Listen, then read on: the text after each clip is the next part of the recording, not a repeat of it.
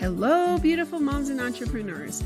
My name is Charisse Walker, and I'm your host of the Unbreakable Mompreneurs podcast. This is a place where we come together to learn, grow, and inspire. So sit back, relax, and let's get started.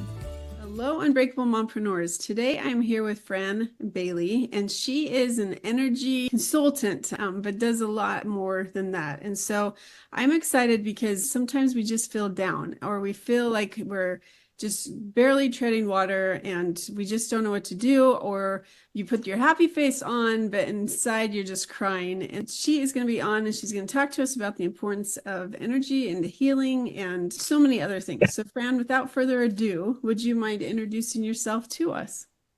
Yes, thank you so much, Charisse. I've been doing energy work for quite a while. My first career was a dancer in modern dance, and I grew up in a metaphysical home. And that means thinking about positive stuff all the time, and that mind over matter, and that you can heal yourself through the mind. So I kind of pulled all those things together. My background of being in a metaphysical home, my mom danced, my dad sang. I was very happy. We all had our stuff, but I became a dancer, fell in love with dance at the age of 6, and then went on to get my degree, choreographed, but loved the idea of moving my body, that energy. And I could feel the energy around me all the time. And even as a kid, I was very, very aware of nature, connection with God at a very young age. So art was really good for me because I could express myself through the body and just move and not have to talk about it, because I was seeing a lot of things even as a child. So then I went on to, I was teaching at a Montessori school in Cincinnati, these kids, and the parents came to watch the class. And one of the parents was a doctor, an alternative doctor out of South Africa, and said, "Franny, you can see energy." And I said, "Okay, what's that?"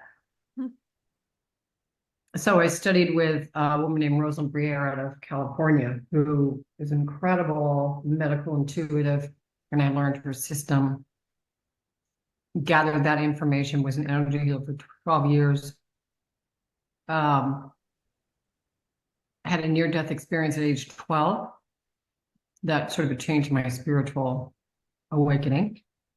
Then I started continuing my work privately into my house, and got cancer in my 40s. After my dad died of cancer, I got cancer. So the emotional component in response to the body will respond. So I had stage 4 cervical cancer, and they wanted to take everything out, and I said, "No, you're not." And decided that I was going to work with a doctor, but I wasn't going to do heavy duty drugs. And she checked me every 3 months, and every night I did energy work on myself, basically killing the cancer cells in that area. Because I believe that in the end I was whole, and I was okay. This is just an interruption, and I was clear for 5 years, and it all went away. And that's kind of what was the impetus of the method, the Shiva method, which is trying to teach people how to heal themselves and believe in their own abilities, and understand that if you change your thought, change your energy, you can create a new way of expressing yourself through understanding there is something else out there to help you, assist you. So that's why the Shiva method began in 2002. And that means seeking harmony in energy, voice, and action, which is the acronym that they gave me, channeled to me in that room over there. And I said, "Okay, I'll figure this out." And it's taking me this long to figure out what to do with it.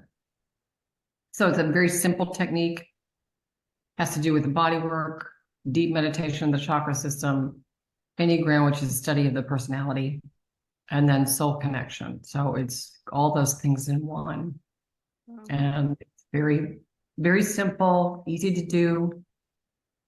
And So that's kind of the story. Wow, that's crazy. Mm-hmm. And what I love is, and for my listeners, if you're looking, I'm in the dark right now because our power's out till this afternoon.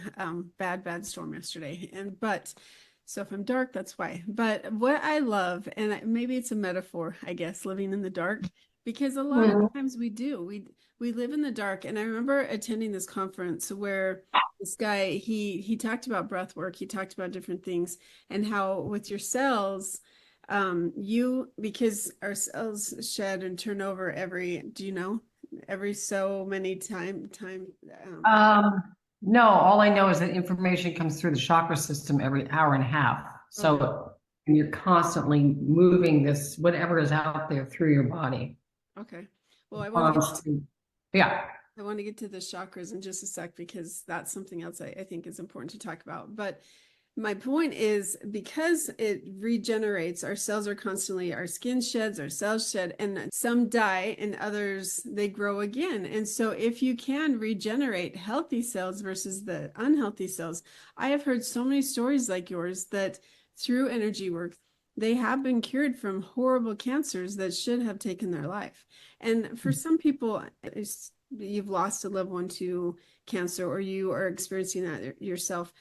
It's different for everybody. So please don't yell your phone, because it does vary. And I do believe there's a divine power as well. And if it's your time, it's your time. And so there's a reason for everything. Things happen. But if you're able to heal yourself like you did, it's worth trying, and it's worth talking about for those people. Other people, they do need medicine.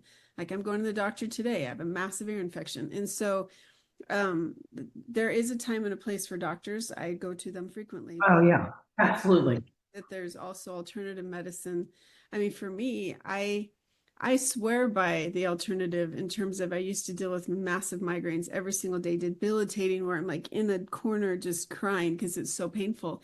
And because I worked at a massage school where I was the director, they needed lots of bodies to practice on. And so I would have a massage 1 or 2 times a week, and the migraines went away. I had never felt healthier. I had never been happier than when I was working at that massage school, because of the energy work. And so it's amazing stuff.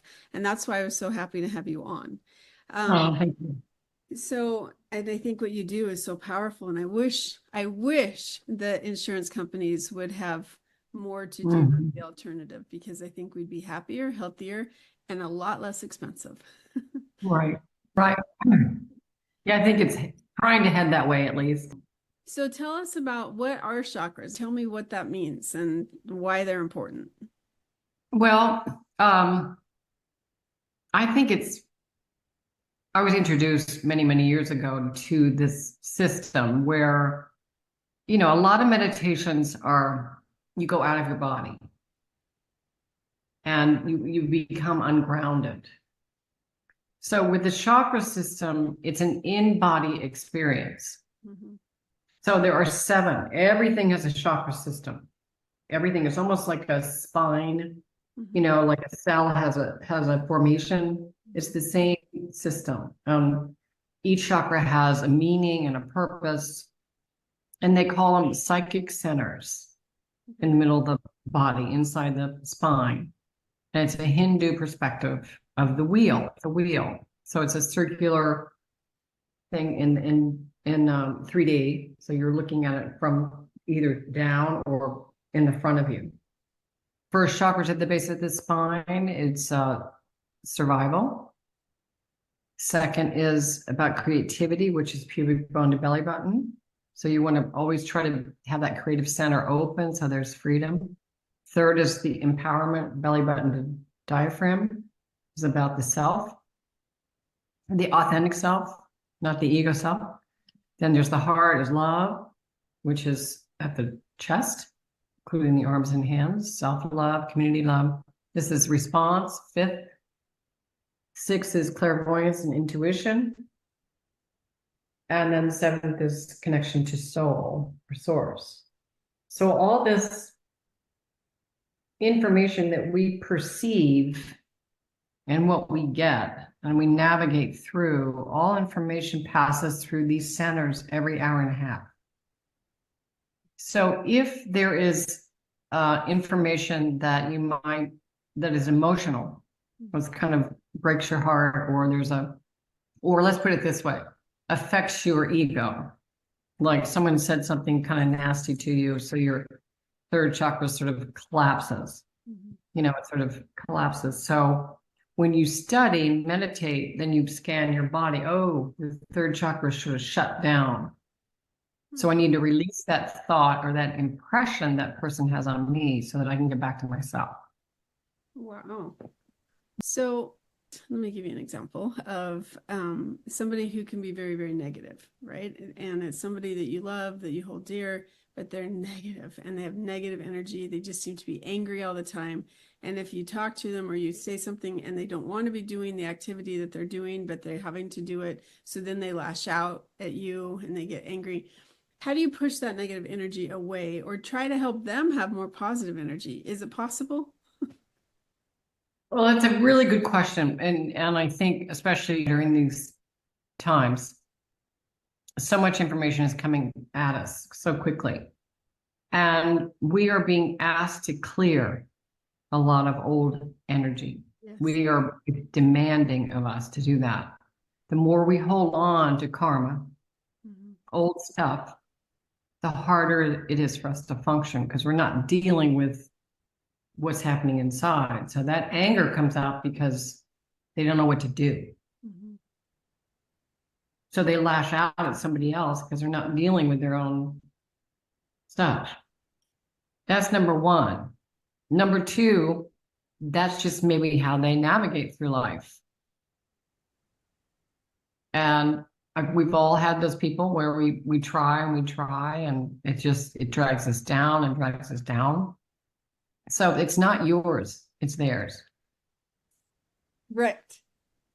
I'm very well aware of that. But if you have customers or employees or business partners, like I found we were doing some work on Saturday and I was around this person that's so angry. And it was doing incredibly disharmonious, if that's a word, things to my body. And I'm wondering if that's why I have this massive ear infection. Like I swallow and it's just painful and it goes down to about my shoulder and then I'm okay. And so I'm like, whoa, because Saturday was pretty traumatic to have to be around this person and that energy. And so it was very interesting because I said, wow, why are you so angry? And then they got even more angry. And so it's like, oh my gosh. And it's hard. It's hard to be around that. Yeah. So what is your advice? Well, when I look at it, that's what I do. Yeah. So communication, we have, if you're an empath, any kind of empathic energy, which you probably are very much that way, we look at that energy as, okay, is that mine to fix? Because my body's starting to react. Then that energy is corded to you. So it's cording to that other energy. So there's always an agreement of those things when that happens. When I suggest clearing and do a meditation, or if you have a session with me, I would actually help you clear the cords. Okay. So that person, you're not responsible for that person. That person is responsible for themselves. So when you send their energy back, you send it to their guides or their higher self. Because if you send it back to them, you're going to expect a response. Clarify that. When there's a cord, and if we don't really release the energy, and we have expectations of what it should be, this is the subconscious now. I'm not saying you do this, but I'm pretty sure this is the subconscious that kind of, well, I want to know, I want to expect this and I want to expect that so that I can be released. And here's no judgment. When you release the energy, you release the energy so that you are free to go about your own business and not have that attachment. Okay. Does that make sense? It does. But how long does that take? Well, it's interesting. I'm always discovering new techniques. Right. And I do this a lot in the middle of the night. A couple months ago, I discovered this new technique of clearing karma, Okay. which is really evident at this time. And I just finished a thing on a couple Sundays ago, and I'm offering a discount on it, but I swear it's efficient, it's fast, you can repeat it, you can take it in your own life and do it. Everything is energy. Yeah. Everything is energy. And especially now, we're just infiltrated with so much. And the important thing to remember is to keep clearing so that you can be present to your own energy, because that's what matters. If we keep pulling other people's energy in, we can't find our own. Yeah, and it stifles it. It's kind of like, yeah, it does. Like grass really outside. The bad weeds are taking over the good grass, you know, even if with fertilizer. And so you put the fertilizer, and it's very interesting because I'm a very visual person like that. And you have to think of it is like, are you letting the weeds in? And the weeds could be the bad energy from other people. It could be whatever that is that you have no control over. I was having a conversation with my son yesterday that I'm not going to get into, but my advice to him was, why are you responding? And he says, well, what do you mean, Mom? And I go, why are you letting that person take so much time and energy from you when there's nothing you can do to control them? Why do you continue to provoke by responding? Ignore it. They're not getting anything back. Eventually they'll go away. And he's not the type that can do that right now. And until he learns how to do that, it's just, it's very hard. And he's not the one I was referring to earlier. But, because I don't want you to think that of my son. But it is interesting how sometimes we let people, because of our past and because of whatever we've experienced, that we let people have so much control over our emotions, ourselves, our energy, when in reality, that's all you can control is yourself. So how can we learn to do this, or can you do it by yourself, or do you have to have somebody else help you? Well, I think initially, because I've had so many years of experience doing this myself as a human, getting stuck with very narcissistic people, and I've had a lot of training. So it's a hello. Oh yeah, I mean, it's a hello for me. So I know this pretty well. Anyway, I think we have to experience life. Yeah. And we have to have these things that happen in order to understand what it is we need to clear. I mean, that is evident, and everybody has that. You can't not have it. And the biggest thing is to understand that, this may be short, it may be a portion of time that you have to deal with this, and maybe it's karma. But I mean, I do one-on-ones. I've got a meditation on my website. Got my book. It's a matter of processing, and we all want it fast and quick, and I understand that.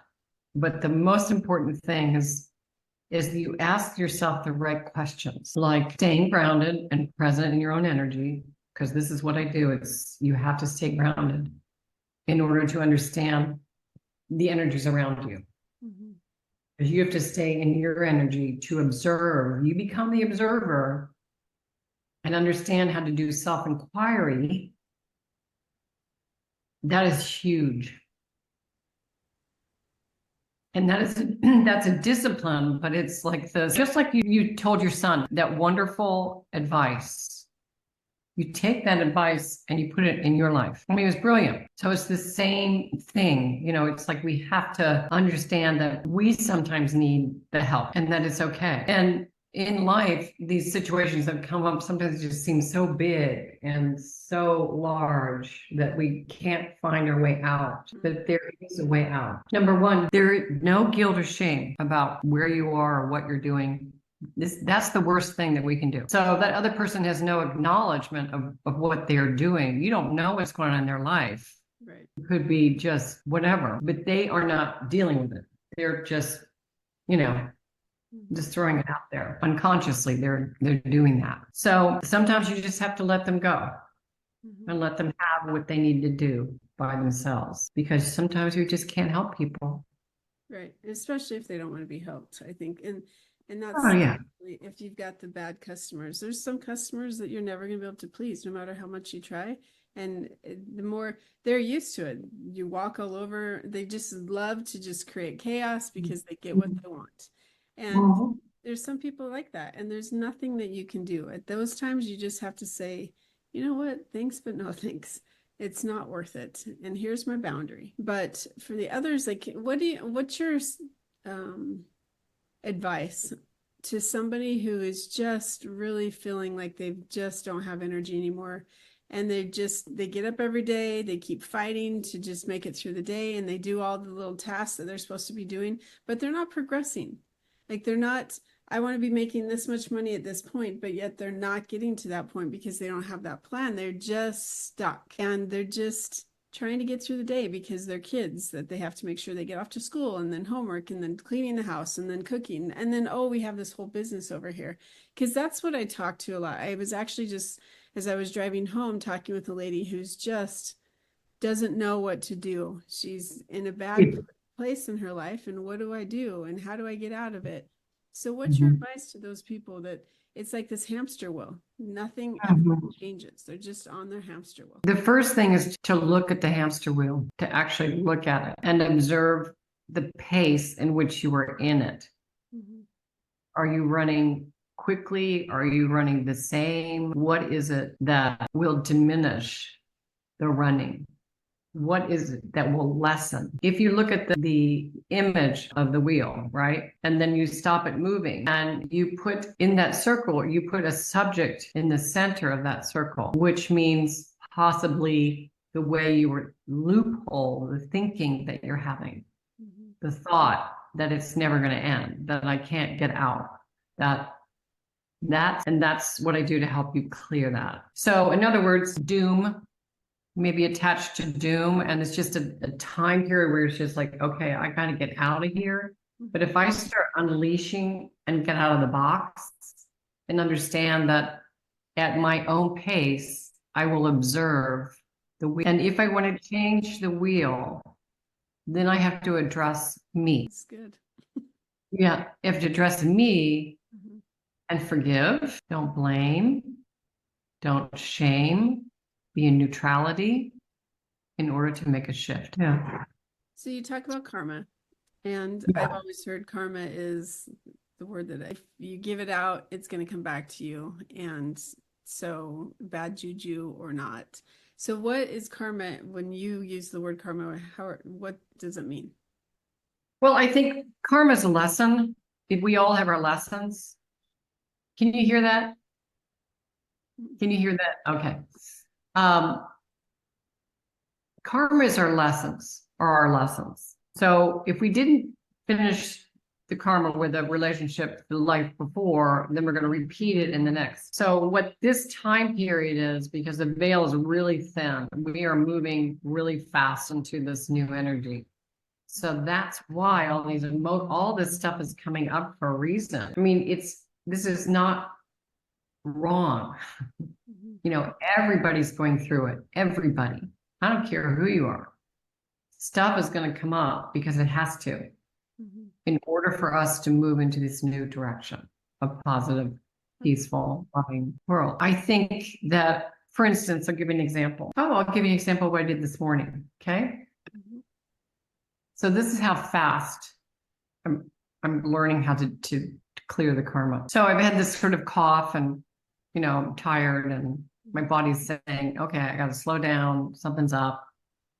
But I kept thinking, what is up? My emotions are weird. I'm kind of angry, and I don't think it's mine. I think it's something else, or I'm attaching to the media or whatever it is. I feel it in my body and I don't understand it. So I'm standing in the bathroom, and it came to me and said, oh, it's anger that you have to clear karma with. And that anger could come from many lifetimes, many, many, many lifetimes. So remember, everything is energy. So I asked the question, okay, let's put the anger and my attachment to it in the center of the circle. And then I said, okay, well, how many discs? So I have these discs outside the circle. How many do I have to fill? Like moving these cords, these energies away from anger, no matter where it comes from, it doesn't matter. And they said 17, and then it went to 25. So I got a lot of stuff to clear. So I put all those discs out around the circle and placed all that anger, not analyzing any of it, just the energy of it away from to clear the circle, and the anger's in the middle. And I started shooting each one like an arrow past the edge of my aura out into the universe. So I cleared the energy to look back in the circle, and it was less, but the edge of it was still there. And I said, how many more? He said, 5. Wow. Okay. So after I did that, my body felt, wow, there's something that's left. It's something that's an association of why what I might be feeling. So I'm just very aware of that. That's just what I do. So I can read that in someone else, or you choose it yourself. And then, so that's kind of the system. Isn't that interesting? Does that make sense? It totally does. I actually was at it, and there was this guy that he talks about, he wrote the book Alignment Effect. I have it right there. That's what I was looking. And he did this weird juju stuff and asked me questions, and then he'd say stuff, and then he down my spine, up my spine, and had me breathe weirdly things. And then, okay, how do you feel? And then I would talk to him, and he goes, where are you feeling the heavy? So I'd tell him, and he's like, okay. So, and he did it so fast. It was in front of a whole bunch of people, so it was a little awkward, but it's not quite what you're doing, but it's something. And he was able to cure his wife's gluten allergy, because he talks about an allergy is just a reaction. Like your body is saying something that it doesn't like. And so you can clear it, you can fix it. And so I find that very interesting, because if you have an aversion to something, how do you not have the aversion, and how do you help? And so it's something that I love. I would love to take more time to go through it, because it's just, I love that people like you have taken the time, so you can just help us. That's why I'm here. It's finding a way to efficiently clear. Yeah. And I mean efficiently by, you can check back and see if it's still there. It's almost like this. Yeah. You're the canvas, and then so if you clear it, oh my God, you come forward, your colors come forward, so that the image is clear of you. There isn't any muddiness or, That's great. Yeah. So see, when you talk about auras, do you see colors on people? Do you see, because I've talked with some people that do. I know colors. Okay. So like for you, there's yellow at the top and a green just sitting right under it. And then blue is underneath the green. Okay. And then there's purple. And what does that every day is different. Right. Mm-hmm. Every day is different. So interesting. My suggestion for you, can I say it? Yeah, go ahead. Okay. My suggestion for you, and this is a suggestion, this is how I work. I do not demand. Yeah.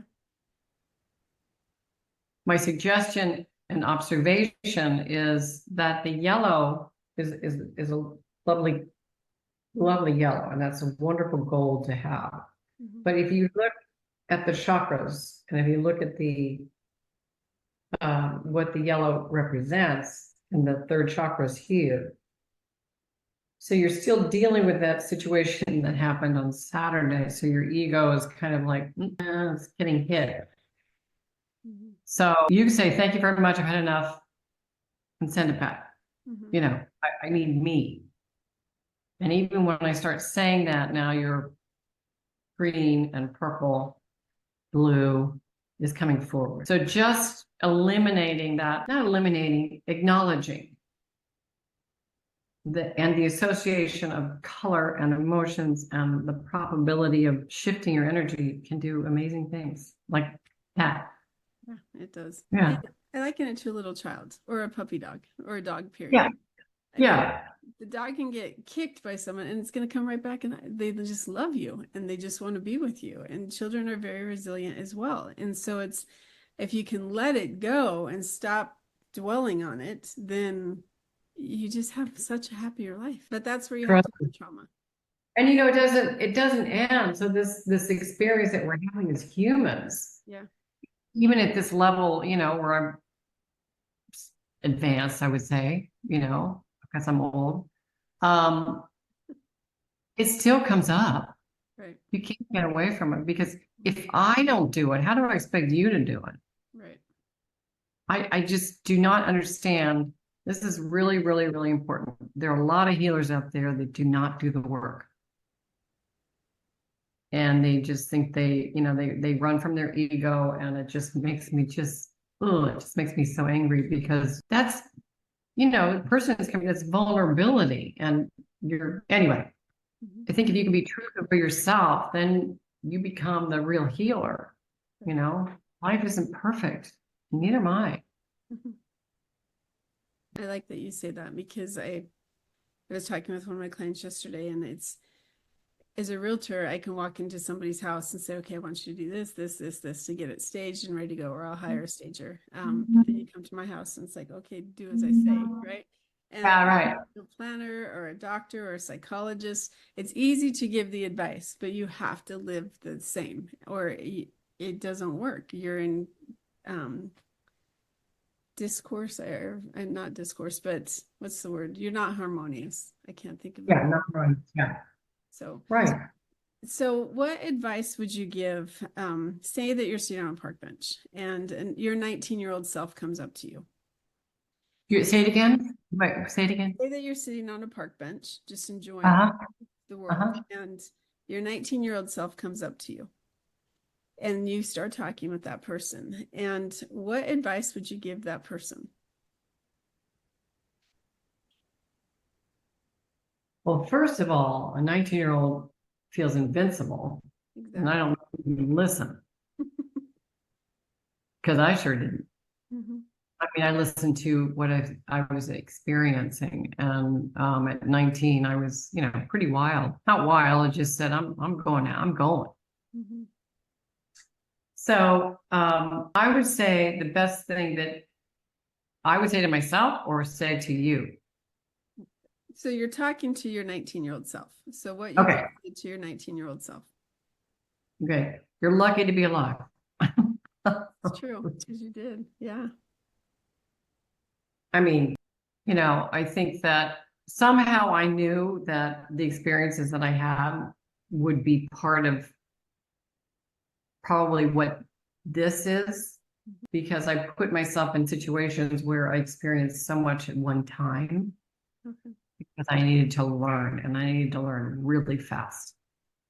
And putting myself in situations of survival and, emotional trauma, but making fast decisions at a time, looking at life and, running 3 jobs, living on food stamps and cleaning houses. Yeah, life could be like that, looking at people living on the street. So those experiences, I would say, were so validating. It taught me how not to judge. I probably scared my children or my parents, but you have to go through those times in order to understand what kind of what kind of energy do you have to survive. You have to test yourself. And some people don't need to, but some people just go right down when they know exactly what they're doing, and they know, then maybe in their 40s, they go, whoopsie, I never lived, Yeah. Yeah. So, yeah. I think that's, first of all, it's very profound because you're real. And that's why I asked that question, because it kind of catches you off guard. You don't really have time to think about it.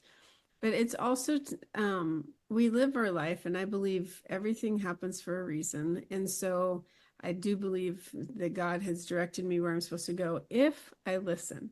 I think there's things that because I didn't listen, I'm on a different path. And he's like, okay, that's fine. Let's make it work and we'll get you where I still need you. But it's very interesting that you said that the 40-year-old gets there and says, I never lived, because there is a stage in, I believe, everybody's lives where they get curious, they get rebellious, they get whatever. And whatever your definition of rebellious is your definition. But some people are younger and they're curious and they have to experience, although they have to make the mistakes for themselves. That's how they learn. Mhm. Other people, they're going to learn by watching those people and saying, I don't need to do that.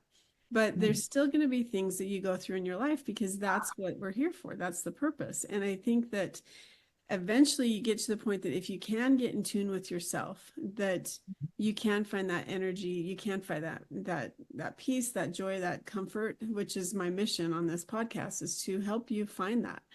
Not by what I say, but by having guests like you on and helping to prompt, maybe something, it doesn't feel right. And I do need to look into that more because we need each other, and we need to figure out through introspection, but also other people giving us feedback and giving us advice that, hey, you know what? I can see it on your face. You're not happy. So why? What can you do to change that? And you feel obligated. When we were coming back on a trip just recently, I travel a lot, and we came to a stop sign, and this girl came walking by. You could tell she's probably living on the streets. But let me tell you, she was happy. I mean, she just seemed genuine. And it was the reaction that she got. Like, I stopped real quick and she's like, hi, and she was just so sweet and so happy. And I turned to my husband and I said, it's people like that, because it's the type that their parents would probably say, don't look at him, don't talk to him, don't anything. But the smile that was on her face was so genuine. And so I just thought, she is just a sweet person that is just happy in her skin and happy in her life. And yeah, it doesn't fit that mold that most people have as what you should look like, how you should behave, what you should do with your life. But she was genuinely happy.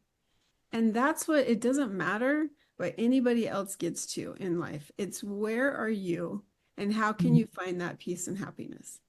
And that's why with you, with the energy, that clearing that stuff, because I do think we have so much baggage in our lives that if you just keep carrying it with you, it's like, okay, pretty soon you live in this ridiculously large house and you have no more room because you have no space.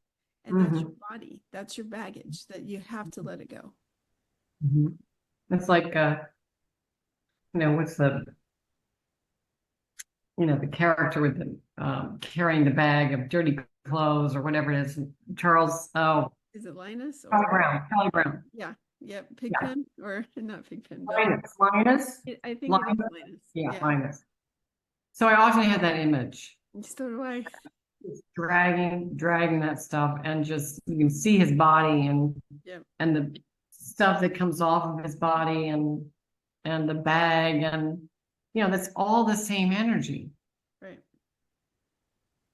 And what if he let go and stood back and observed it? You think he'd run? He might. So the one thing, and I say this to all my clients, really, really important. Don't apologize for where you are. Right. That is so important. So many times we do the should, the have to, the ought. I'm not doing this. I'm not doing the meditation right. I'm not doing this right. Can you? And it's like, wait a minute. Just be where you are right now. Don't just accept that you're going through something and that it will pass. It will move through it. But it's just, people have so much shame. I mean, because I know myself, I went through all that. Why wouldn't I share this? Because if I haven't gone through that, then I don't know what I'm talking about. Anyway, it's interesting stuff. It is. So you're a realtor? Is that right? I am. Yes, I do real estate. I do lending. I'm an author. So the book it's just out there, Flipping the Iceberg. And so we talk about trauma. We talk about different things. And so it's been a passion of mine, a journey. If you listen to the first few podcast episodes, it kind of talks about how I got to where I am today. But through a divorce and being through different things, that it's relationship, it's real estate, and it's business. Those are my three things that I can help people with any one of those three things. But it gets down to finding your authentic self and being okay with that.